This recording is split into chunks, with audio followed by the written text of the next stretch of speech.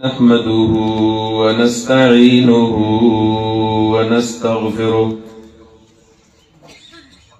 ونؤمن به ونتوكل عليه ونعوذ بالله من شرور أنفسنا ومن سيئات أعمالنا من يهده الله فلا مضل له ومن يضلل فلا هادي له وأشهد أن لا إله إلا الله وحده لا شريك له وأشهد أن محمدا عبده ورسوله أما بعد فأعوذ بالله من الشيطان الرجيم بسم الله الرحمن الرحيم قد أفلح المؤمنون الذين هم في صلاتهم خاشعون والذين هم عن اللغو معرضون والذين هم للزكاة فاعلون والذين هم لفروجهم حافظون إلا على أزواجهم أو ما ملكت أيمانهم فإنهم غير ملومين فمن ابتغى وراء ذلك فأولئك هم العادون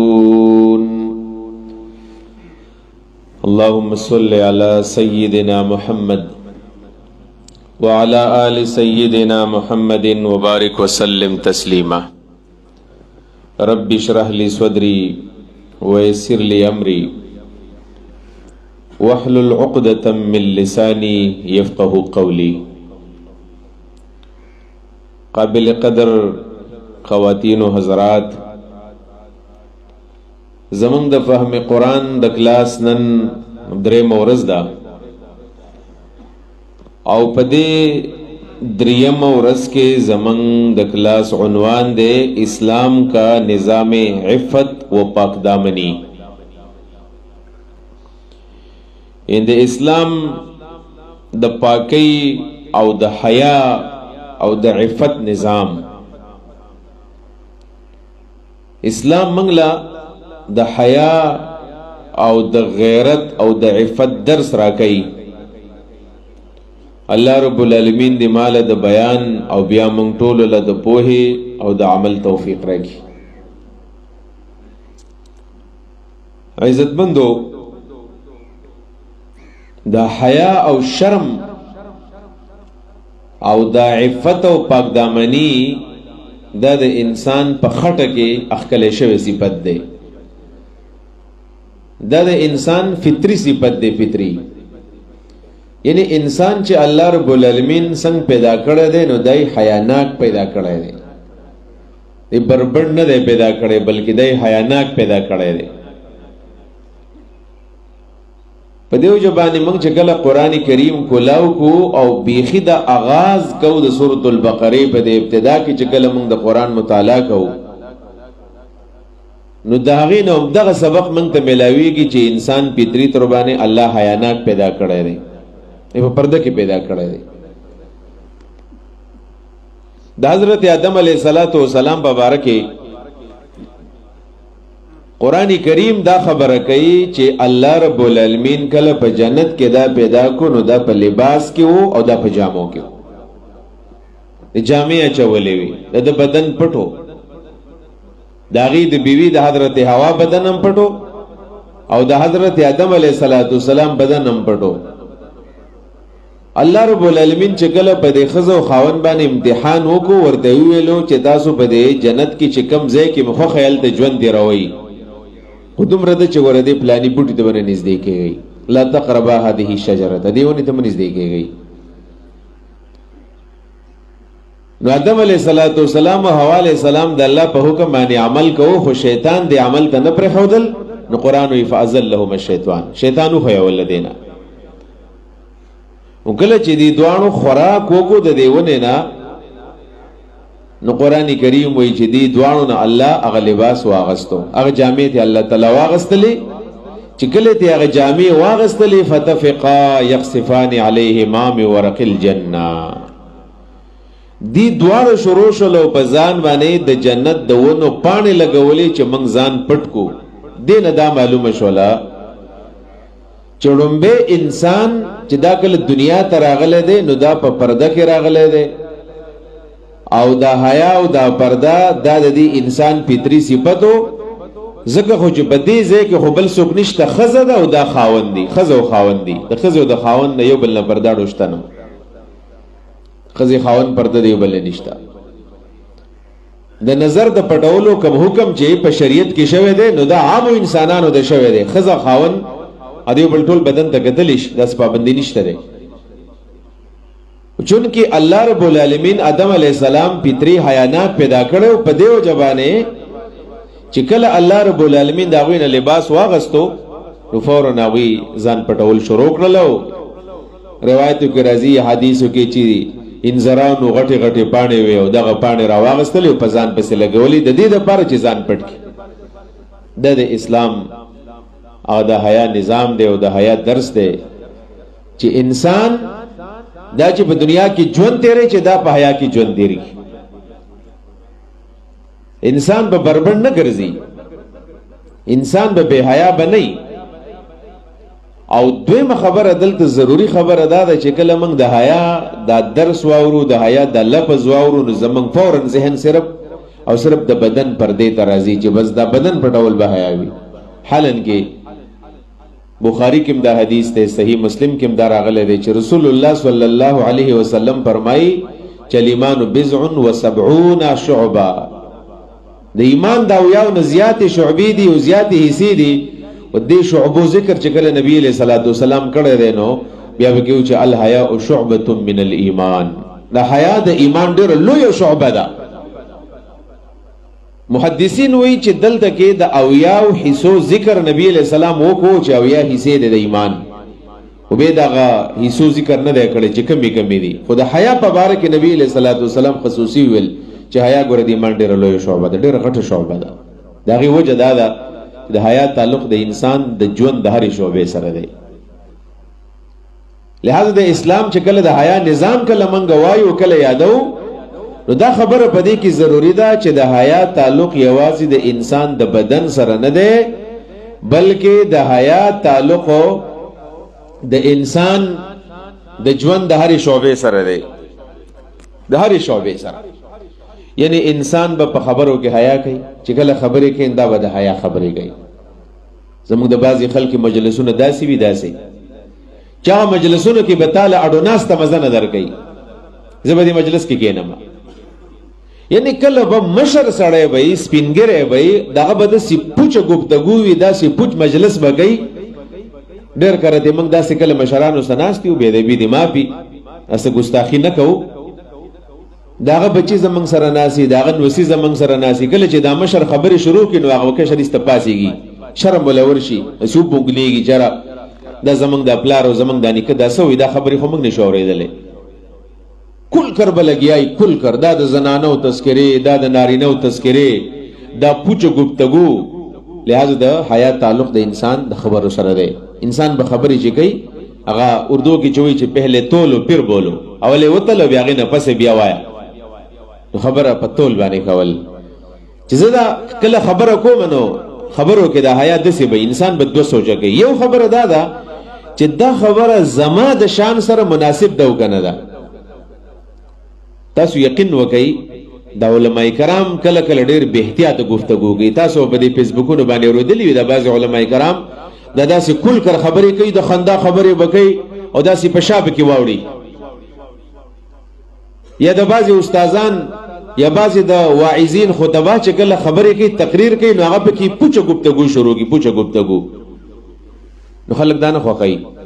بلکې زه یو ځای کې وم او دغه شانې فهم قرآن کلاس ته تللی وم نو زما نه وړاندې بل چا کلاس کړی و مهله یو کس راغی ما ته ویل چې مولانا صاحب تاسو خو د کلاس په انداز باندې به خپل پوهېږئ او خپل تیاری به وي خو زما یو درخواست دا دی چې ګورئ که خفه کېږئ نه نو د خبرو دا انتخاب ډېر ښه کوئ چې د خبرو انتخاب صحیح وشي ما ورته ولې زما خبرو کې داسې تاسو محسوس کړي دي ویل نه ستاسو خبرو کې مې نه دي محسوس کړي خو ستاسو نه وړاندې یو کس کلاس اخیستی و نو هغه به دا پلاني څیزونه په دې نوم یادول او دا په دې معاشره کې ښه نه ښکاره کېږي نومونه زه نشم ویلی یعنې ګوره کله چې عالم خبره کوي استاد خبره کوي یا ما او تا چې کله خبره کوو نو اول به دا سوچ کوو چې دا زما او ستا د شان مطابق خبرې دي او که نه دي زمونږ د پښتنو اکثر خبرې ورانې دي او کله چې سنجیده مجلس یې کنه سنجیده مجلس کله چې انسان خې خبرې کوي انسان په دې مجلس کې سنجیده ناسي بېباکه نه او دا بېباکي ښه شی نه دی کله ته مجلس له ورشې بس هغه خبرې شروع کړي بس بیا ته غلی کښېنه ته ورته به ټک وراچې ته خپله خبره لږ یاد ساته خو زه دا خبره کوم ته به بیا ټک ورواچې ته خپله خبره یاد ساته خو زه دا خبره کوم تاله به دا دماغ ګړوبې کړي سته ختم به کړي درله چې ته خو زما واوره که نه په دې مجلس کې چې سړی کله ناستې د مجلس آداب دا دي چې څه خبرې به ته کوې څه خبرې به دا کوي څه به دا بل کوي د ټول مجلس قبضه کول نه پکار انسان ته دا ښکاري چې زما دا خبرې ډېرې قیمتي دي او زه چې دا خبرې وکړم چېرته هم نه دي قیمتي ستا خبرې ټولې خبرې به ته نه کوې او د بعضې زمونږ د بعضې ملګرو دا مزاج چې په هره خبرې پسې قصه ور یادېږي ته چې خبره کوې وایي زمونږ کلي کې هم داسې کېږي نو بیا به دا قصه کوي خامخا به کوي چې ته یو خبره کوې نو دا به دوه خبرې کوي دا حیا به انسان په خپلو خبرو کې هم ساتي رسول الله صلی الله علیه وسلم به خبرې لږې کولې قیمتي خبرې به کولې او دویم نمبر چې کله سړی خبرې کوي نو دا سوچ به کوي چې زما د دې خبرو په دې مخامخ مخاطب باندې او په دې معاشره باندې به څه اثري زه چې کله خبرې کوم نو زما دا خبرې دا مخامخ انسان خوښوي نه خوښوي دا د کم کلیبر سړی دی دا کم قسم خبرې خوښوي نو کله به سنجیده خلک ناسي هغه به ډو ګپ شپ نه خوښوي او ته چې ګپ لګې هغه خفه کېږي په دې باندې په دې وجه باندې انسان به په خبرو کې حیا کوي د حیا تعلق د انسان د خبرو سره یقینا دی د انسان د ژبې سره یقینا دی بلکې رسول الله صلی الله علیه وسلم خو فرمایي چې که چا ماله د دوو څیزونو ذمواري راکړله من ازمن لی ما بین لحییه و ما بین فخذیه ازمن له الجنه یا ازمنو له الجنه که چا د دوو څیزونو مال ذمواري راکړله زه به له د جنت ذمواري ورکم چې د جنتي یو د انسان ژبه ده یو د انسان عورت دی که دا دواړه په صحیح طریقه استعمالول دا انسان جنتي دی یعنی موږ په دې مجلس کې ناست یو او د ځان نه موږ تپوس وکړو چې موږ به جنتیان یو که موږ به جهنمیان یو الله دې موږ ټول جنتیان کړي او بس خپلې ژبې ته وګورئ خپل عورت ته وګورئ چې دا په کوم ځای کې استعمالېږي بس که دا دوه څیزونه په هغه ځای کې استعمالېدل چې دا جایز ځایونه دي بس دا انسان جنتي دی نبي علیه السلام ذمواري اخیستې ده او که دا دوه اعضا او دوه څیزونه په غلط ځای کې استعمالېدل نو بیا د هغې دپاره ځای او مستقر بیا جهنم دی اعاذنا الله منها الله دې موږ ټول د هغې نه وساتي عزتمندو د حیا تعلق د انسان د ناستې ولاړې سره هم دی ګورئ د حدیثو کې راغلی دي چې انسان به په خپل اٹک بیٹک کې په ناسته ولاړه کې به انسان حیا کوي یعنی انسان کینی څنګه انسان پاسی څنګه کله چې انسان کینی پکار دا چې خدا خپل ځان برابر کی خپل لمن برابر کی خپل صادر برابر کی کله کله انسان د سیناستی چې هغه خنخ کاره کیږي هغه ناسته په دې معاشره کې معیوب وي دا چې ناسته کوي په خطرې غبانې به کوي خاص کر د کشرانو سره جناستی یا مخامخ زنانه ناصری پکور کې خور دا پکور کې مور دا پکور کې بچی دا دا خو په حیا کې چې دا بچی د خپلار ته ګوري نو چې دل شرم نه وردم دا خپلار څنګه ناشته یا په دې کور کې دا بچیانې ګرځي را ګرځي کنه نو چې دا خپلار او دا مور یا دا نیکه دا نه خپکیږي چې زما دا بچی دا څنګه جامې چولې دی او دا څنګه زما دا بچی کې نه پاسيږي ګوره زناستم ډډې والے دا تاسو یقین وکئ دا خبره ما نوٹ کړی د تاسو بیان نوٹ کړی یا باندې نوٹ کړی کله کله وتا یو سړی به پروګرام لبوزي ځکه کله کله د کشرانو پروګراماتو لزه اکثر کوشش کوم نظم ورلا ډېر ملګری زمانه کې لکه رستانه څوک ټیم والی دولت ټیم نه ورکې د کشرانو له دغه وجه دای کنه چې ته بلال شه دا مجلس او دا خاص کر زما یو چاته اشاره دغه په دې خبرو پويږي زه څوک یادوم هر سړی ځان پیژني درس قرآن لما بوزو ته کله معذرت وکم، درس حدیث لما بوزو ته معذرت وکم، څو ځل مې ورته کړی دی. اجتماع لمې بوزو ته معذرت وکم، وجه دا یې تاسو په سټیج باندې ناستي، ته په درس قرآن کې او موبایل راغستې او دا لګیا دی، فیسبوک کوي، واتس اپ لګیا دی، چیټ د چا سره کوي. صاحب ته دا خلک د ګناهګار ښکاره کېږي چې دا خلک ټول ګناهګار دی چې دا په دې باندې به ته خبرې اورې که تا ته ضرورت دی. نو ته په سټیج باندې درس حدیث کې او صاحبان ناظمان لیډران به ناستي او هغه به لګي په فیسبوک کې به خپې په بړه اړولي، ستا خبر ته توجه نشته دی. د حیا پکاري د بس اثر په بل چا باندې وکړي. زه بل ورځ یو مجلس ته چا بوتلی یم، تاسو یقین وکئ نو ما ویل که اوس ورته مخامخ ویم نو اوس به دا ټول مجلس خراب شي. زه لاړم او د دې درس نه تقریبا نیمه ګنټه مخکې زه ناست یم او بیا چې کله رالو روټۍ شول او ناسته ده او یو دوه هلکان مسلسل په دې موبایل کې مصروف دي او یو کس ما ته ښه برابر خپې وغځول او ډډه یې ووهله او دې زه بوتلی یم، زه د مربي یم، پروګرام لی بوتلی یم، ما ته خپې وغځولې. کشر هلک د زما نه به 20 کاله کشر و او صاحب ما ته خپې وغځولې، مخامخ کېناست او لګیا دی او فیسبوک کې لګیا دی، څه به یې کول والله اعلم. دا حیا ګورې ځان کې پیدا کول پکار دي. که موږ د دعوت کار کوو، که موږ د تبلیغ کار کوو، موږ د اقامت دین کار کوو، نو ګورې په دې ناسته ولاړه کې به ټیک ټاک په ځان کې حیا پیدا کول پکاري. ګورې او ما بله یو خبره کړې وه، دا شروع به د ځان نه کوو، اول نه به د ځان نه کوو. تاسو یقین وکئ په دې مجلس کې دا بې حیایي چې راغلې ده که نه، سنجیده مجلس مې ته به خبره کې سې په موبایل کې مصروف دی، نو ستا نه به دلته به اوس کې څه دي ویلو، ته به د بیا خبر د سره کې د به بیا په دې موبایل کې مصروف شي، نو ته به بیا خبره کې نو بیا به تا څه ویلو. کله کله به تا خبره سر ته راوځي نو دې صاحب ته به پته هم نه لګېدلې چې ما د څه ویلو، ته دې تپوس وکړه ستا خبرې پته هم ورته نه، دا موبایل کې لګیا دی. دې شي ګورې ډېر پوهې پوهې خلک، ډېر پوهې پوهې خلک، لوی لوی خلک په دې برایي کې اخته دي او بس لګیا دی په دې موبایل کې. اهم پروګرام به اهم میټینګ به اهم درس به او دې موبایل زم د ټوله حیا واغستله. مور بی بی حضرت عائشہ رضی اللہ عنہا فرمائی ورځ نبی علیہ الصلوۃ والسلام زما کمره کې ناستو، په دې دوران کې زما پلار راغی حضرت ابوبکر صدیق رضی اللہ عنہ راغی. بس نبی علیہ السلام د معمول مطابق ناسو داسې ډډهوالې وه، ابوبکر صدیق راغی کې ناستو خواته ایستا. په دې کې لږ وخت بس بیا حضرت عمر صاحب راغی، نبی علیہ الصلوۃ والسلام راځه عمره اچ راغی نو خواته ورسره کېناستو. نبی علیہ السلام معمول مطابق ناسته و خبرې اترې کوي، اگر چې نبی علیہ السلام بې حیا نه کېناست. ویل په دې دوران کې حضرت عثمان رضی الله عنه راغی، سیدنا عثمان بن عفان رضی الله عنه راغی. چې کله راغی ویل اجازه دی او درشم، نبی علیہ السلام صبر وکړئ میرا پرېږدئ. ویل نبی علیہ السلام دې بالغ نه راپاسېدو او د خپل جامې مامیده سي برابر کړ چې راځه عثمان اوس دننه راځه رضی الله عنه. کله چې راغی خبرې اترې وشولې نو حضرت عائشہ فرمایي ما دې بیا تپوس وکړو یا رسول الله صلی الله علیه وسلم، ما پلار راغی ډډه دیوالې وه، حضرت عمر راغی ډډه دیوالې وه، چې حضرت عثمان کله راغی نو ته ګوره راپاسېدلې ځان دې برابر کو، تکیه دې پرېښودل، دا ولې؟ نو هغه ورته وویل چې ما له دې عثمان نه حیا راځي، حیا دا ډېر حیاناک انسان دی، دا ډېر باادبه دی، دا چې کله په مجلس کې ناسي څومره سنجیده ناسي که نه، نو زه د ده په مجلس کې ډډه نشم وایلی. تاسو ګورئ که نه محبوب کائنات صلی الله علیه وسلم چې الله ورته وایي قد غفر الله لك ما تقدم من ذنبك وما تأخر، مخکې وروسته ټول ګناهونه تا ته معاف دي، ټول ګناهګار نه. هغه دومره خیال ساتي د حضرت عثمان رضی الله عنه او دومره پاک انسان و عزتمند و حیا هو. په دې وجه باندې اشدهم حیاء عثمان، په صحابو کې د ټول لوی حیا د حضرت عثمان رضی الله عنه. الله دې موږ کې پیدا کړي. موږ هم بس هغه څنګه چې حدیث کې راځي چې قیامت ته نږدې بس خلک راشي یقرؤون القرآن لا یجاوز تراقیهم، قسم دې چې کله دا حدیث وایي ما دې سزا راشي دا عنایت الله دی چې یقرؤون القرآن، قرآن به وایي خو لا یجاوز تراقیهم، د مرۍ نه به ښکته نه ځي، په دې مرۍ کې به خلکو ته وایي، په دې مرۍ کې اواز به کله خوږ کي او کله به تریخ کي، خلک به ته ګنهګار ښکارېږي، ځان له به نه تېرېږي، ځان له به عمل نه کوي. لا یجاوز تراقیهم.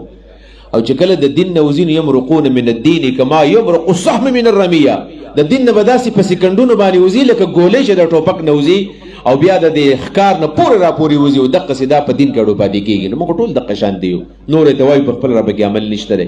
الله دې موږ حیاناک کړي او خاص کر دا ملا طبقه او دا علماء طبقه د الله حیاناک کړي، دا سمې سمې خبرې کوي. ګډې وډې نه وي چېرته. نو اول نمبر خبره دا چې موږ به ځان برابر کو. حضرت عثمان سے باره کې راځي و دا دومره حیاناک او دومره شرمیله انسانو او دومره حیا به کوله و چېرته هغه په باتروم کې چې کله په واشروم کې به غسل کوو نو کپړې به نه ایستلې ټولې. موږ ټول داسې کوو که نه؟ حالانکې حضرت عثمان به چې غسل کوو نو کله به چې خپلې کپړې وویستل نو لنګ به واچو په لنګ کې به لمبل ځان ته به نه کتل. نو انسان حیا دغې ته وي، دې ته حیا وي ځان نه شړلی حیا ورشي. د مولانا اسماعیل صاحب حفظه الله تعالی ډاکټر صاحب په درس کې یو خبره ما اورېدلې د حیا پرې درس کې. یو څو کاله وړاندې 8 کاله وړاندې یو درس کوو تیمرګره کې خبر زما ډېره خوښه شوې وه او دا د خویندو ته ویمه ویل بعضې خویندې پرده کوي خو حیا نه کوي. تاسو دا خبره ناشنا ښکاره کېږي، ما ته هم ناشنا ښکاره شوې وه. وایي دا به پرده نه کوي خو حیاناکه به نه وي. هغه دا ده چې دا درس لم راځي، کالج یونیورسټۍ ته م ځي، د چا که راځي نو غټه بورقه یې چولې ده، لویه بورقه یې چولې ده، غټ څادر یې چولی دی، حیا پکې نشته. یعنې په دې پرده کې دننه د هغه کارونه کوي، هغه سازشونه کوي، هغه اعمال کې چې هغې شیطان خوشحالیږي. په دې انسان په خپله پوهېږي چې د دې مطلب سره دی خبرې. نو ګورې نو مولانا محترم به ویل چې ځان پردناک جوړول وروسته پکار دي، اول ځان حیاناک جوړول غواړي. چې کله موږ اول حیا شروع کړو وروسته بیا پرده شروع کړو. لکه زه به یم زما په دې غاړه چې دا کم دغه پروت دی، ګاون لګېدلی دی او پټکی لګېدلی دی او جامې مې سرګوټې اچولې دي او تسبیح را سره په لاس کې دي، دا خو زما ظاهري شکل دی که نه؟ دا خو زما ظاهري شکل دی او دا خو زما پرده ده چې ما ځان جوړ کړی دی. په ما باندې یو سیاره پرته ده، په ما یو پرده پرته ده او زه ستاسو نه پناه کړی یم چې دا ښه سړی موږ ته ښکاره کېږي. دا موږ ټول چې یو بل ته ښکارو دا موږ یو بل ته شکل جوړ کړی دی. یو بل ته یو په انسان کې دننه بل انسان دی، د هغه انسان څنګه پرده ده هغې ته حیا وایي بنیادي طور باندې. په دې وجه باندې وایي دا انسان دوی دا زمونږ د پخوانۍ چې کومه فلسفه د سقراط او د افلاطون فلسفه هم دقه ده چې یو د انسان ظاهریش انسان دی، یو په دې کې دننه انسان دی. دا ظاهري انسان منافق دی او دا دننه انسان ټیک انسان دی. دا د مغرب فلسفه هم دا خبره کوي او دا د اسلام فلسفه هم دا خبره کوي چې یو د انسان دا ظاهر انسان دی ماوته او دا انسان منافق دی، او کوم چې دننه انسان دی نو دا صحیح انسان دی بنیادي طور باندې. هغه دا دننه انسان دروغ نه وي، هغه چې څنګه دی هغه شان دی. او دا ظاهري انسان چې دی که نه نو دا کله کله خلکو د ځان مخامخ یو شان جوړ کړي خو حقیقت کې دننه بل شان دی. په دې وجه باندې ظاهر د باطن سره جوړول دا بنیادي طور باندې دا کار دی. عزتمندو خبرې ډېرې دي، سړی چې کوي نو نه بې ستړی کېږي. موږ ته موضوع پرته ده د حیا سره متعلق، زه ستاسو توجه راګرځوم. دې یو ګنټه کې دومره ډېرې خبرې نه کېږي، خو صرف په دې کې توجه راوګرځي او بیا به تاسو خپل سوچ کوئ. د یو 2-3 کاله وړاندې یو تصویر ما لیدلی و چې دا د فرانس تصویر دی، د فرانس، ځکه په سپین باندې خو مسلمانانو حکومت کړی دی که نه. طارق ابن زیاد کوم چې هغه پارسی خوان یو شاعر وایي چې طارق چو بر کنارے اندلس سفینه سوخت، گفتن کاری تو بنگاہ خیرت خطاست، دوریم از سواد وطن باز چو رسیم، ترکے سبب ازروی شریعت کجا رواست، خندید و دست خیش بشمشیر و برد و گفت، ہر ملک ماست کہ ملک خدای ماست. طارق ابن زیاد چکل سپین تتلو اندلس تا هغه فتح کو، ذکر د سمندر نواوتو کشتو ته ور واچو ویسه زلی. طارق چو بر کنارے اندلس سفینه سوخت، گفتن کاری تو بنگاہ خیرت خطاست. چا ورته ویل د اخیار سړی په نظر کې خو دا غلط کار دی، درس چل وکړو. ترکې سبب ازروی شریعت کجا رواست، شریعت پرانا کې خو اسباب څوک نه ختمي، اسباب فراهم کې دا کار دی ولې وکړو. او دوریم السواد وطن، د وطن د خلکو نه هم ډېر لري یو، وایي هغه یو کار وکړو، خندید و دست خیش بشمشیر و برد و گفت، وی خندل او د الله سے پرې تور دې شکله کونیو ویر هر ملک ماست کې ملک خدای ماست. کم چې زما د رب ملک دا زما ملک دی. او سپین ته لاړو، سپین یې فتح کو، هغه اندلس او هغه سپین د مسلمانانو ملکو، مسلمانانو په دې کې حکومت کړی. تاسو نن و سپین وګورئ چې باقي د چا حکومت دی، په هغه ځای کې میجارټي د چا ده، په هغه ځای کې اکثریت د چا دی. تاسو یقین وکئ عقیده فورا نه بدلیږي. چې فوراً به ته یو ملک فتح کړي او د هغې عقیده به برباده کړي. نه، داسې نه ده. هندوستان ته چې کله انګریزان راتللو او د انګریزانو همخیال خلک پیدا کول، نو فوراً د مسلمانانو نه اسلام نو ختم کړی، بلکې هغوی کار شروع کړو د خپل تهذیب په هغه ځای کې نافذ کول شروع کړل، د خپل تهذیب سرګرمیانې شروع کړې. دا د کلچر او د ثقافت په نوم چې دا کم پروګرامات زما او ستا په دې معاشره کې کېږي، دا د څه دپاره کېږي؟ د کلچر دی، ثقافتي ورځ، دا د دې دپاره نه کېږي چې په دې کې چاته څه ثواب کاره کېږي. دا ستا دا کلچر ختمول غواړي. د پښتنو په نوم باندې خلک ثقافتي پروګرامات کوي که نه کوي؟ اوس دا یې څو ورځې وړاندې د پښتون کلچر ډی وه، نو ستاسو ربزه ډېر مشران پکې ناست دی، زه خو ډېر کشر یم. تاسو څوک ښودلی شئ د پښتون په کلچر کې داسې شوي دي چې چا د زنانو مخې ته هلکان ګډ کړي دي یا د سړو مخې ته جنکۍ ګډ کړي دي؟ حاشا وکله، څوک هم دا نشي ثابتولی. د پښتنو په ودونو کې به جنکۍ ګډېږي، خو د ښځو سره به ګډېږي. د جنکو د پښتنو په مجلسونو کې به ټیک ټاک بټپا او سندره او لوبه ویلې کېږي، خو دا به د زنانو سره به ځان له ویلې کېږي. دې باندې چا پابندي نه ده لګولې، دا اسلام په دې پابندي نه لګوي. سندره او لوبه او ټپا چې دا د سې په دې کې د اخلاقیانو حد سړی نه پار کوي، د زنانو مجلس کې دی وایي سندرې ځان لګنو، په دې چا پابندي لګوله؟ دا خو اسلام خلکو سې بدنام کړی دی.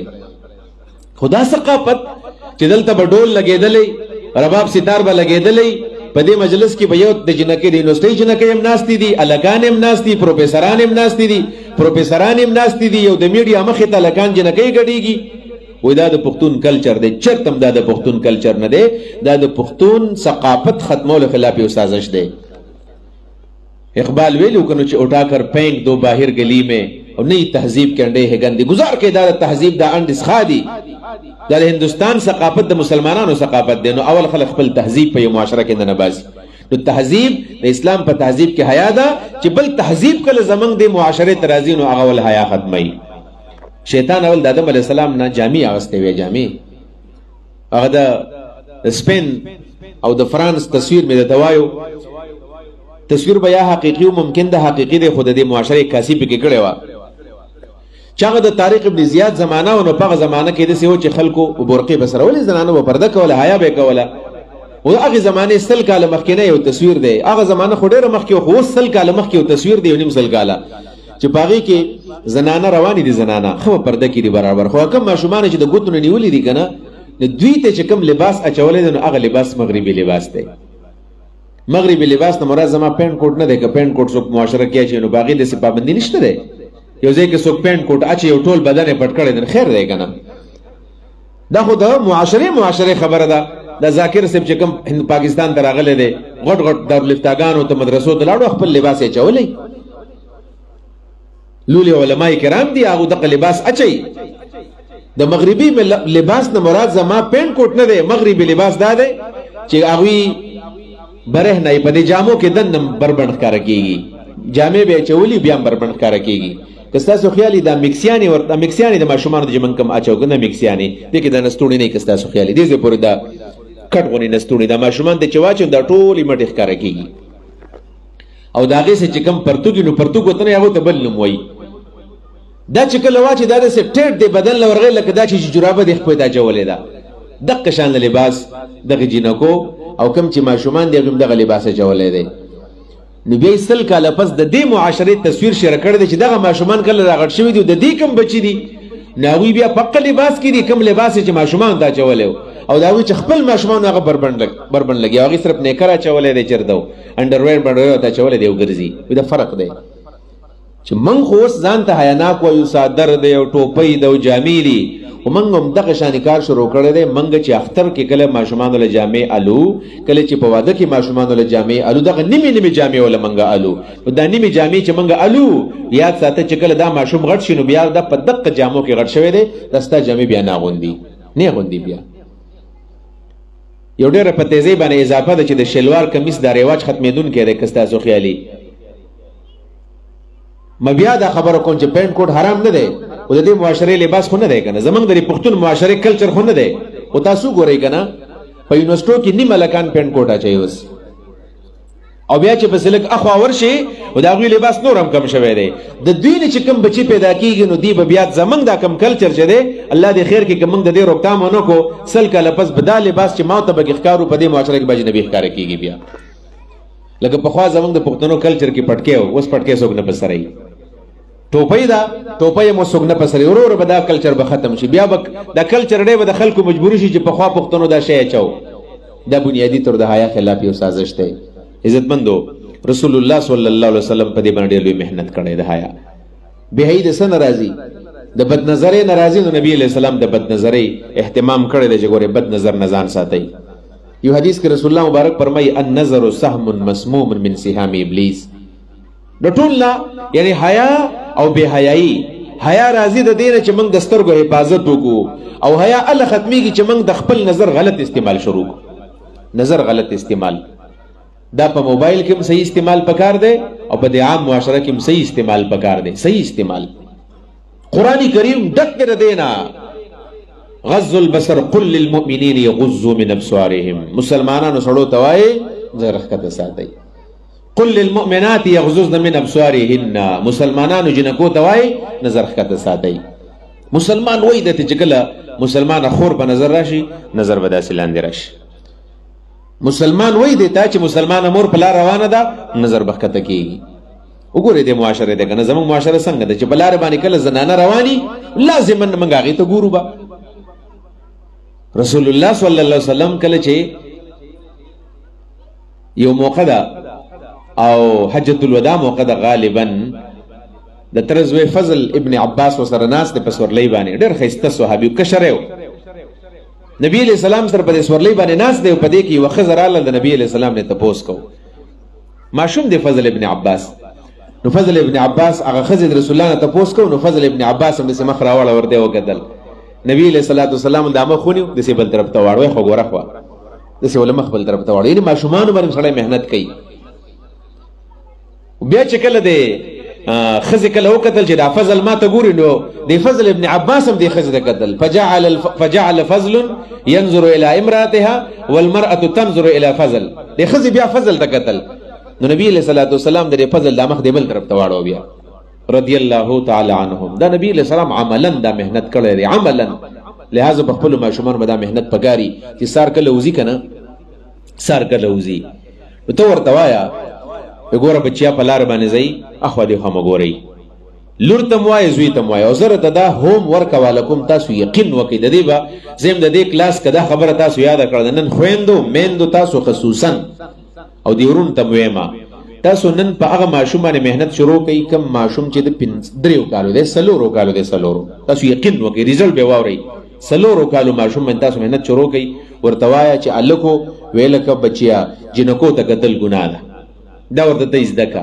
وی څو پردو جنکو ته ګوري دا بل جهنم ته وراچي او خپل ماشومې جنې چې د 4 کالو ده ته ورته نن سبق شروع کو په دې وخت کې ورته واچوه وی ګوره تا ته پته ده ته به جنکو ته ګورې خو کلکانو ته دا قتل دا ګناه ده دا سترګې به د قیامت کې الله وباسي جهنم ته به دې وراچي که دې ماشوم 2-3 ورځې پس یا جنکو ته وکتل یا سړو ته وکتل مال جرمانه والی تاسو دا ماشومان سبق علي دا ماشومان ان الامانه جزرت في قلوب الرجال دا دینداری الله د انسانانو په دې ژوندو کې په فطرت کې اچولې ده دا حدیث ده دا مهنت شروع کې په دې ماشومان وګوره ولج په قلار غټیږي دا ان شاء الله حیانات بوچتيږي نو قران کریم کې د غض البصر او د غض خذو تم حکم شوی سړو تم شوی دی سورۃ النور مستقل تور باندې دا نازل شوی دی د حیا په باره کې په دې وجبانه علماء کرام فرمایي د سورۃ النور څه موضوع ده وي سد الفحشاء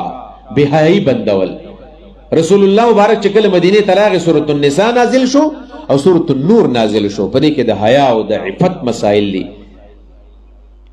او قران کریم دومره خولي طریقه باندې په سورۃ النور کې او په سورۃ النساء کې او په سورۃ الاحزاب کې په دومره بهترینه طریقه باندې دا د حیا او د پردې نه نظام جوړ کړی دی داسې مزیدار کړه حیران شي او کله چې د انسان حیا لاړه له توبه برباد شو په دې وجه نبی علیہ الصلوۃ والسلام زمونږ دومره بېباکه معاشره ده کنه د هر چا په باره کې داسې په بېباکۍ باندې خبره کو په بېباکۍ باندې رسول الله مبارک فرمایي انا قران کریم کې الله تعالی فرمایي چې د انسان د عزت او د حیا به څومره خیال ساتي نو قرآن کریم کې حد قذب ذکر شوی دی. حد قذب څه ته وایي؟ خویندو واورئ، ورونو واورئ. دا موږ ګوره کله کله ډېر په بېباکۍ باندې په خلکو الزامات لګو. حد قذب دا دی چې کله یو پاک زنانه ده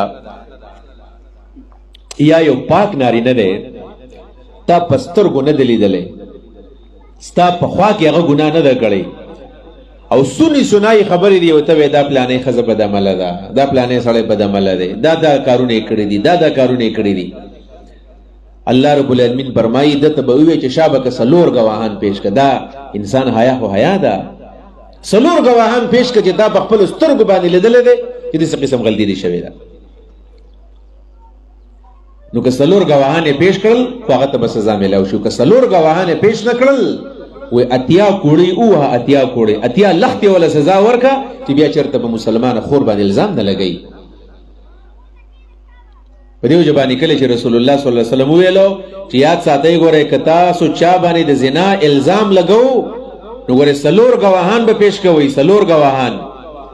نو سعد رضی الله تعالی عنه فرمایي د الله رسوله پردی ښځه الله دې نه کړي که زموږ مخې ته ښکاره شي موږ به ګواهانو پسې ګرځو چې راشئ تاسو دا پردی سړی وګورئ دلته راغلی دی په غلط نیت باندې. او که سړی خپل کور ته لاړ شي او په کور کې چېرته پردی نارینه راغلی نو بیا به هم دا په ګواهانو پسې ګرځي. نبي علیه السلام ویل او ګواهان به قایموي. نو هغه ورته وویل چې زه خو داسې نشم کولی، که داسې سړی ما په کور کې ولیدو زه به د تورې په دې پلن طرف باندې به علالومه، په دې پلن طرف باندې په تیره نه، یعنې زه به ورسره سم حل وکړم، حشر به ورسره وکړم. نبي علیه السلام وایي انظروا الی غیرة سیدکم، د خپل سردار او د سعد د غیرت ته ګورئ، ورته وایي انا اغیر منک یا سعد، سعد زه ستانه غیرتي یم، والله اغیر مني، الله زمانه غیرتي دی. او هغې الله داسې حکمونه موږ ته کړي. لهذا چې په چا باندې الزام لګوي نو ښه تحقیق به کوئ تاسو، د چا حیا چېرته ختم نه شي. په دې وجه باندې رسول الله صلی الله علیه وسلم یو ورځې نوجوانانو ته یو تقریر کړی دی، مزیدار تقریر، مشکات کتاب النکاح کې هم دی، په بخاري کې هم دی. نوجوانانو جنکو ته او نوجوانانو الکانو ته ویلو یا معشر الشباب، اے نوجوانانو، اے د نوجوانانو جماعته، من استطاع منکم البات فلیتزوج، څوک هم چې د واده طاقت لري هغه دې واده وکړي. دومره ښکلې خبره ده. که موږ غواړو د خپلې معاشرې نه بېحیایي ختمه کړو، که موږ غواړو د خپل معاشرې نه بې پردګي ختمه کړو، پرده پکې راولو، حیا پکې راولو، نو بیا په ټیم باندې ودونه کول پکار دي. والدینو ته وایي چې اذا خطب الیکم ممن ترضون دینه وخلقه فزوجوه الا تكن فتنه فی الارض وفساد عریض، چې کله تاسو له داسې الک رشته راغله ستا په لور پسې، ستا په نوسۍ پسې، په ورېره پسې، په خورزه پسې، ممن ترضون دینه وخلقه، چې د هغه دینداري هم دې خوښه ده، دین هم پکې دی او خوی هم برابر دی، دیندار هم دی، منځ ګزار دی، پنځه وخته منځ هم کوي، روژې هم نیسي، وخلقه، خوی هم برابر دی، اخلاقي دی. فزوجوه، خپله جنې ولې په نکاح باندې ورکوي. او بیا نبی علیہ الصلوۃ والسلام فرمایي الا تکن فتنه فی الارض وفساد عریض، که داسې کار هم ونه کو او ته وایې نه زه د هلک جاب ګورم او بزنس یې ګورم او قوم یې ګورم او نسل یې ګورم او د ده قابلیت ګورم او ډګري یې ګورم. رسول الله فرمایي تکن فی الارض فتنه، تکن فتنه فی الارض، په ځمکې و فتنې راځي او فساد عریض، فساد به راځي. وګورئ تاسو معاشرې ته که نه ولې دا معاشره ورانه شوله. زمونږ پرون مې دا خبره غالبا کلاس کې کړې وه، بل ورځ مې خبره کتلی و چې 1 کروڑ زنانه جنکۍ داسې دي، 1 کروڑ چې د هغې عمرونه د 35 سال نه واوښتل، د 35 سال نه هغوی رشتو په انتظار باندې ناستې دي. دا خو د جنکو غلطي نه ده، جنۍ دا خو هلک هم وایي چې ماله داسې ښه رشته پکار ده، جنۍ هم وایي، خو والدینو له پکار دی چې دا مناسب انتظام د بچو دپاره په ټیم باندې وکړي. والدینو له په ټیم باندې پکار ده. دا والدین کله کله هم دقه شانې کوي، بس ورېږه دا رشته پرېږده، دا به راشي، دا به راشي، دا د دې لایق نه دی، دا د دې داسې نه دی، اخر هغه جنکو عمر هم لاړ شي. نو هغه څه شروع کړي؟ بد اخلاقي شروع کړي، معاشره ورانه شي.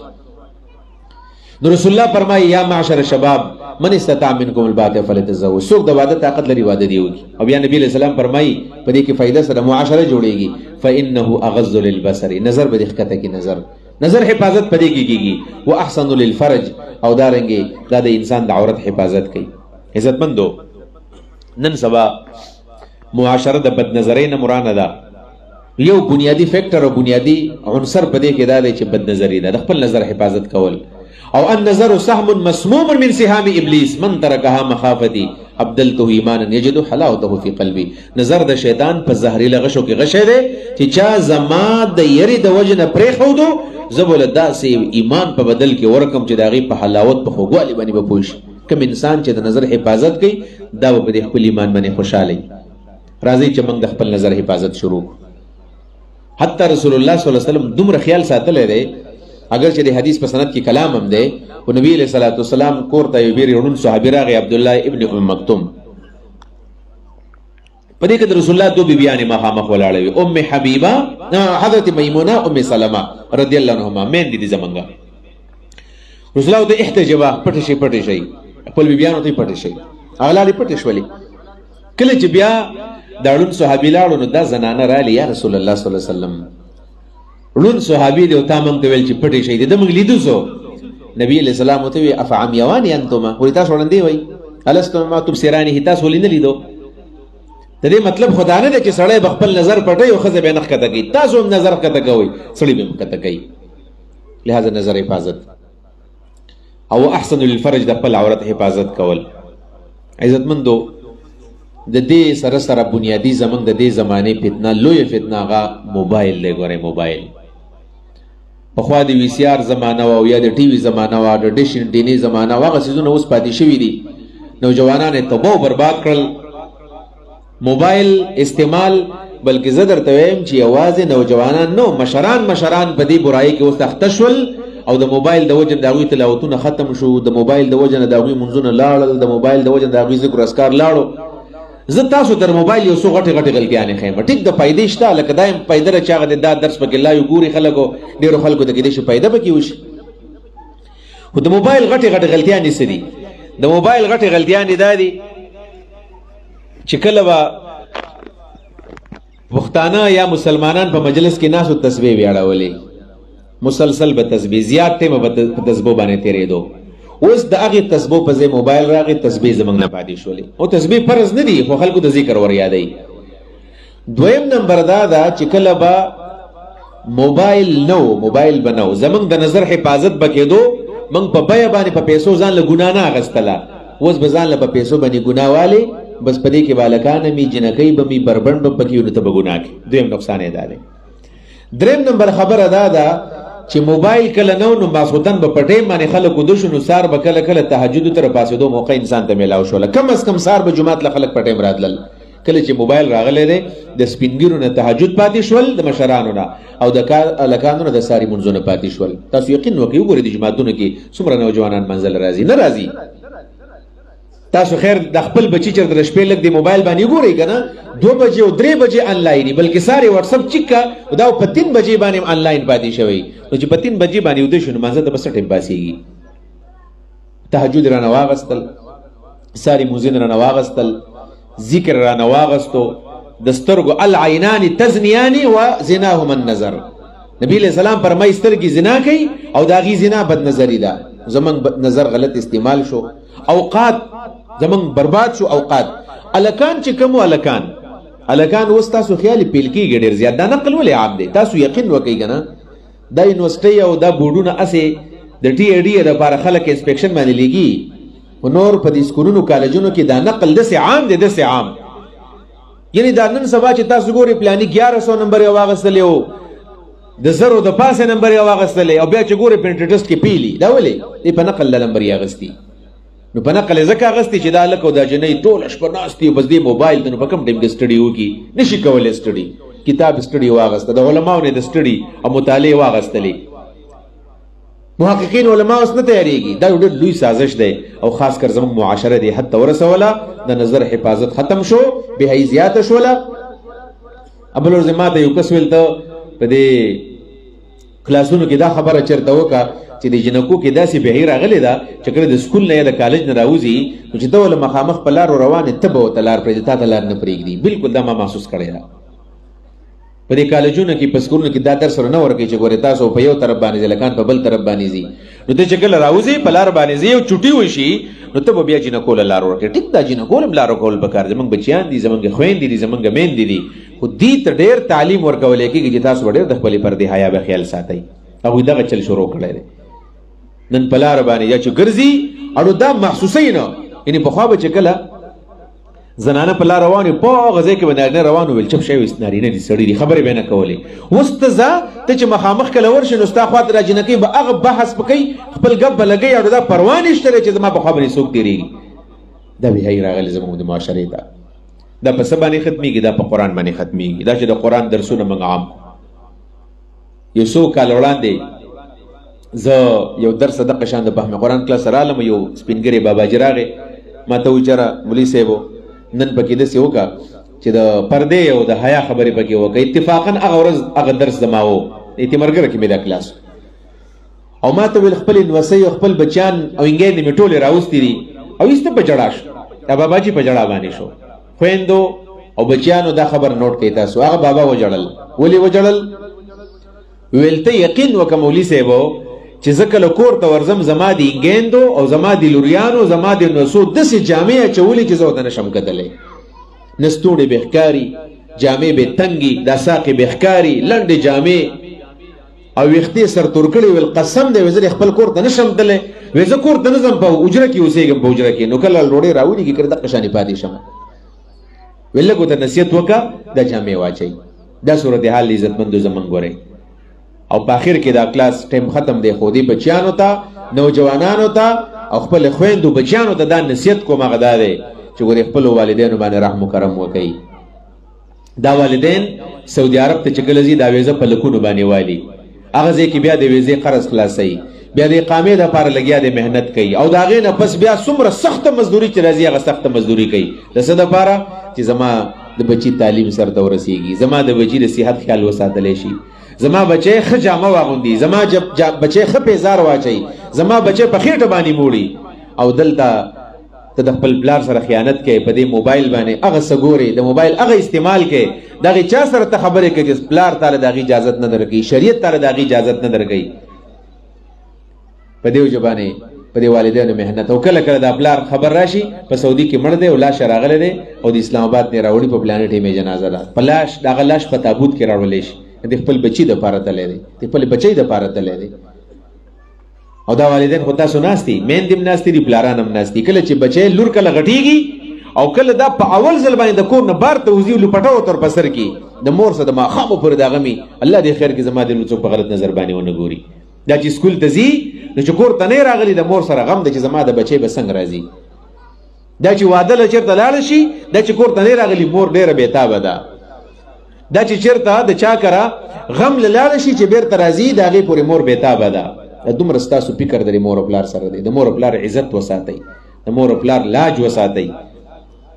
الله رب العالمین فرمایي دا صفتونه چې بچا کې راشي نو دا مسلمانان کامیاب دي. نو قد افلح المؤمنون، یقینا مؤمنان کامیاب دي. کوم مؤمنان؟ الذین هم فی صلاتهم خاشعون، هغه خلک چې دي په خپل منځونو کې د الله نه یریږي، خشوع خضوع سره منځونه کوي، په عاجزۍ باندې منځونه کوي.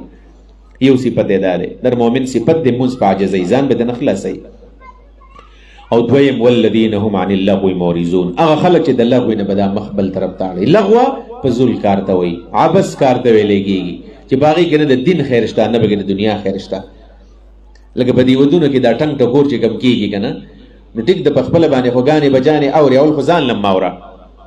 زموږ په دې خپل کلي کې یو واده وشو یو نږدې دی اوس او زما خواته مدرسه د ما سره مدرسه کې جنکۍ اوسېږي چې کله ماښام شي او د جنکو د سبق ټیم شي د هغوی د مطالعې ټیم شي نغه الله دې پوهې کې الله دې ورته بس هدایت وکړي هغه ټیپ ولګوي او دا غټ غټ ډیګونه ورته پیدا کړي او د ټولو دره کې دا ګړنګ ګړنګ شروع وي. خوب ته څوک نشي کولی، کتاب ته څوک نشي کتلی، مطالعه ته څوک نشي کولی. نو واده بلس ختم شو نو بل واده نو ماته پته نه وه بیا شروع وه دا اوس یو هفته دوه پس بل واده نو 2 هفتې به اوس موږ نور دغه بدبختي به اوس اورو، نه به کتاب کتی شو نه به عبادت کولی شو. اوس دې ته څوک نصیحت وکړي که څه ورته وی وایي جمهوري حق دی زمونږه. او بعضې مولیان هم میوزیک ته جایز وایي. نو جایز ناجایز کې زه خبره نه کوم خو دومره په قلاره باندې اوره چې ځان لی اورې خلک پې ولې تنګې خلک پې ولې تنګې. دا زموږ مسله ده چې په دې میوزیکونو باندې خلک تنګو منګه. نو د لغوې نه به دا اعراض کوي والذین هم للزکات فاعلون، او هغه خلک دی چې دی د زکات کار کوي، زکات ورکوي.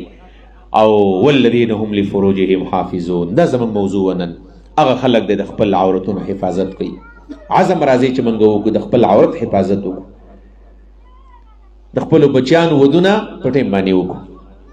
دا سخت شرطونه دا ته ختم د دې مستقبل فکر وکړو او اس دنیا نورانیږي که سړی پټیم د خپل بچي واده وکړي د خپل عورت حفاظت به وشي الا علی ازواجهم او ما ملکت ایمانهم البته د خپلو ښځو او د خپلو وینځو نه نشي ځان پټولی فانهم غیر ملومین دي په دې کې نه دي ملامته ځکه وینځ او ښځه د دې نه پرده نشته دی خو په من ابتغا وراء ذلک فاولئک هم العادون هغه خلک چې د دې نه اخوی نورې لارې ولټولې نو دا خلک د حد نه غوښتونکي دي ګورئ نورې لارې څه دي ناجایز تعلقات دي یارانی دوستانی دي پټ پټ تعلقات دي په موبایل باندې خبرې کول دي آډیو ویډیو کالونه یو بل ته کول دي خپل پرده ختمول دي دا ټول په دې کې راځي والذین هم لاماناتهم وعهدهم راعون او دا خلک هغه دی چې د خپل امانتونو د خپل وعدو خیال ساتي والذین هم علی صلواتهم یحافظون هغه خلک چې همیشه د پاره منځونه کوي اولئک هم الوارثون دا د جنت ټیکداران دي وارثان دي الذين يرثون الفردوس دا خلق دي چې دی په جنت الفردوس په میراث کې وړي جنت الفردوس کې د دې میراث به هم فيها خالدون دی په دې کې همیشه د پاره اوسېږي عزتمند دا زمنګ دا نن ورځې درسو او په دې کلاس کې او په دې کتاب کې چې دا کم عنوانات لیکلي دي دا غي هم دغه مقصد دی چې انسان د ځان نه کامل انسان جوړي د دې اوله خخته دا د حیا نه شروع کیږي چې موږ ځان حیا ناک کو نن نورستو خپل خبرو کې مې حیا شروع کو خپل ناس ته ولاړه کې خپل لباس کې خپل خوراک کې خپل بدن کې حیا او موږ ځان د الله امانت وګڼو چې زمونږ دا بدن دا زمونږ خپل نه دی او دا د سیول سوسایټي دا ښځې او دا سړي دوی چې دا کم اوازونه کوي او خاص کر د مارچ د میاشت کله راشي د مارچ د میاشت اتم مارچ کله راشي نو په اتم مارچ باندې دا ښځې راوځي او دا نر راوځي او دی یو اواز کوي چې میرا جسم میری مرضی زما بدن دی او زما مرضی دا حاشا وکلا چرتم زمن په بدن زمون مرضی نشته دی زمون په خپل بدن باندې زمون مرضی نشته زمون دا بدن ټوټلی دا د الله رب العالمین دا امانت دی که زمون په دې بدن کې زمون مرضی وي موږ بیماری غواړو نه بیا موږ بیماری وو موږ غواړو چې موږ دې خپه شو موږ بیا هم خپه کیږو موږ غواړو چې موږ دې مړ شو بیا مرو ولې مرو موږ دا ځکه چې دا بدن زمون نه دی دا رچا امانت دی زمون سره لہذا میرا جسم میری مرضی आवाज د شریعت خلاف دی او دا زنانا هغه بدچلنه بدکردار زنانه چې دا دی روډونو ته راوباسي دی سړکونو ته راوباسي دی جلسونو له راوباسي او دا بے حیا شي بربند شي بیا دا आवाजونه کوي تاسو یقین وکړئ یو 15 کال وړاندې دا د سیول سوسایټي او دا د ان جی اوز او دا د انساني بنیادی حقوق او علمبرداران د आवाज کوونکې خزه په کراچۍ کراوته وي او جلوس یې کوو او دا میرا جسم میری مرضی आवाज یې کوو بعضې خبرې سړی په دې مجلسونو کې نشي کولی جنکۍ پکې وي جنکۍ سپینې جامې اچولې وي او په دې سپینو جامو باندې شاته په دې لمن باندې سره صحیح اچولې وه سره صحیح او روانې وي د دې څه مقصد دی مقصد دا و چې دا زنانه باندې دا کومه بیماري راځي دا ولې پټوي دغه دی په موږ باندې شاته رنګونه لګېدلي دي دی خلکو ته ښودلي چې موږ بیماران یو موږ د چا نورو شرمېږو نه ویل سړو په موږ کې څه کار دی دا عمل دوی کړی او په دې کې دا ښځې ګرځېدلې داسې یو هغه کتبې و چې دې کړي که نه په یو کتبه یې لیکلې وه چې میرا جسم میری مرضی په بله کتبه باندې د اواز لیکلی دی وی مجھے ټایر بدلنا آتی ہے وی زه ټایر بدلولی شم په خپله باندې مطلب دا چې زه به ځان له یوازې ګاډی چلوم زما څه نارینه ولیځي سهار به ګاډی وباسم او ماښام به کور ته راځم زما څه د نارینه په ګاډي کې نه ځي دا وازونه یې کول او خاوند ته وی مجھے کیا پتا ہے کہ تمہارا جوتا کہاں ہے دې څه مطلب دی وی زه ستا نه څه خبر چې ستا پیزار په کوم ځای کې پروت دی دا خاوند ته وی دا وازونه نه دي دا تحریک دی د دې مقصد دا دی چې ښځه د خاوند د اطاعت نه ازادۍ لور د خپل مور پلار د اطاعت نه ازادۍ بچی د خپل مور پلار د اطاعت نه ازادۍ دا مقصد دی اصل کې یو بل خلک بیزاره کوي څنګه چې په یورپ کې دي ښځه ځان لګرځي سړی ځان لګرځي بس صرف دا ده لکه څنګه چې خلک د غواګانې بیزي پرېږدي که نه میخې څوک په هغه ځای کې سر کوي بل په هغه ځای کې کوي بل په هغه ځای کې کوي او ماښام یو اخور له راځي دا یورپ زما او ستا د معاشرې نه دا معاشره جوړول غواړي چې ښځه به ځان لګرځي سړی به ځان لګرځي جنۍ به ځان لګرځي او ماښام به صرف اخور له راځي شپه به په دې ځای کې یو ځای کوي یو بوډا و په تاسو کې د سپینګیري لا نشته دی ګیرې خروله خو زما په خیال دغه عمر داسې 82 سال یا 80 سالو 80 یا 82 سال دا عمر په دغه کراچۍ کې پر پروګرام کې شریک ونو یو میډیا والا راغی بابا جی وایي ته د دې ومن ډے او د عورت د ښځو دا کومه ورځ چې ده که نه د دې ورځ باندې څه پیغام خلکو له ورکول غواړي؟ نو هغه ورته څه وایي؟ هغه ورته وایي و زه دا پیغام ورکول غواړم چې ښځې دغه شانې ازادي وله ورکوي او د نکاح د پابندیانې ترې ختمې کوي. وایي د څو پورې چې د نکاح د پابندي موږ د معاشرې نه نه یو چته کړي وایي دا ښځې ترقي نشي کولی. تاسو ترقي څه ته وایي؟ چې ښځې جامې وباسي. ترقي څه ته وایي؟ چې ښځې بربنډې شي. ترقي څه ته وایي؟ چې د سړو سره یو ځای رقصونه شروع کړي. دغې ته هغه باباجي ترقي ویله، ویل د نکاح ختمول غواړي. زما او ستا دا د نکاح چې دا کم مقدس بندن دی د دې د ختمولو خلاف دا سازش روان دی. ګورې لہذا خپلې زنانه کوم یونیورسټو ته ځي، کالجونو ته ځي، د دې پروګرامانو نه بندې کوي. ګورې په زبردستۍ باندې بندې کوي. مه پرېږدئ په دې پروګراماتو کې دا چې نه کوي. ګورې دا خپل هلکان دا تاسو ته خو ګوري چې په سوشل میډیا باندې راغی په لکونو فالورز یې دي او دا په هر ځای کې د هلکانو جنکو سره یو ځای ناست دی. په دې مه خوشحالېږه، دا ستا د تهذیب خلاف دا لګیا دی کار کوي. د خپلې بچیانې د خپل بچیان چې دا موږ د دې برایانو نه بند کړو. الله رب العالمین دې ما او تاسو ته د عمل توفیق راکړي. واخر دعوانا الحمدلله رب العالمین. زمونږ سبانه چې کوم درس دی هغه په دې 22 نمبر صفحه باندې معاشرتي بګاړ کې اسباب، چې د معاشرې د بګاړ کم اسباب دي، معاشره څنګه ورانېږي، نو هغې کې ډېرې ښایسته خبرې دي. انشاءالله تعالی سبا به دغه زمونږ درس او یو ډېر ښکلی وخت دی، ډېر ښکلې نظاره ده. انسان وي چې هسې په دې ځای کې ناست وي، بیا خو لا د قرآن پکې سړی اوري ډېره مزه کوي، داسې ښکلی نور راختلی او یخني پکې ختمه شي. زم د الله تعالی بس موږ له یو نعمت را کړی دی چې په دې ځای کې موږ قرآن ته راجمع کړي یو. داسې ښکلی مجلس او قرآن پکې سړی اوري، جنتي ماحول هم دقه شانې ماحول به نه، دقسې ماحول به مزیدار، نه ګرمي ده نه یخني ده، قرآن پکې ویلی کېږي. د قرآن د سوري لاندې موږ ناست یو، دا زنانه دا نارینه، ډېر مزیدار مجلس دی. او سبا نه بل سبا به دا مجلس ختم شي، بیا په دې پسې موږ خفه یو. لہذا 2 ورځې پاتې دي چې مزید هم د خپل دعوت د نور هم زیات کړو، څنګه چې اوس په دې کثیر تعداد باندې راغلي یو، سبا د دې نه په کثیر تعداد باندې راشو. الله رب العالمین دې موږ په دې باندې پوهېږي. دعا وکړه اللهم صل علی سیدنا محمد وعلى آل سیدنا محمد وبارک وسلم تسلیما. رب العالمین زمونږ د ټولو جایز مطالبې پوره کا. الہ العالمین دا یو ملګري درخواست هم کړی دی، فالج اټیک ورته شوی دی. ربه دا بیماري پې تا راوستې رتیتې وجتولی شي. الله موږ ډېر ګناهګار بیماران په دې مجلس کې ناست یو، دا ورور او زموږ ټول بیماران له شفای کامله ورکه.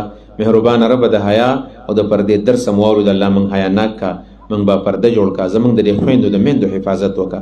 مهربانه ربه زمونږ د دې خویندو د دې میندو د پردې، د دې د لوپټې، د دې د جامې، د دې د صادر حفاظت وکړه. زمونږ د کورونو حفاظت وکړه. زمونږ د کورونو د پاسه چې کوم صادر تا راخور کړی دی الله دا صادر دې مه اوچته وه. الله زمونږ په دې وطن باندې د پردې صادر راښکته که. الہ العالمین ډېر سپینګیره ډېر په تکلیف دی درسونه له راځي. مهربانه ربه د هغو ډېر تکلیفونه جسماني دا ټول تکلیفونه دې اوچت که. څوک را پکې بیمارانې شفای کامله وله ورکه. په چا باندې قرض دی د قرض د بوج نه خلاص که. د چا نارینه اولاد نشته، موږ د دې سوات یو ملګری دی او هر د پروس کال زما په سوات کې کلاسو د فهم قرآن او هغه وایي زما بچي نشته دی او د پروس کال نه هر د جمعې په شپه باندې ماته میسج کوي چې نن ماته دعا وکړه. نن ټول وروڼه او ټول خویندې ورته دعا وکړي مهربانه ربه دغې نوجوان له بچي ورکړه. الله نور څومره چې بې اولاده وي، که زنانه وي که نارینه وي، مهربانه ربه هغوی صاحب اولاد وګرځوه. الله تعالی بچي ولا ورکه، نیک عمل بچي ولا ورکه، چې چاله دې ورکړي دي الله نیک عمل دې جوړ کا. الله دې بیمارونو مو وساته، د لا علاج مرزونو مو وساته. الله زموږ د ټول ناراضي شه، خاتمه زموږ په ایمان وکړه. وصلی الله علی خیر خلقه محمد و آله صحبه اجمعین.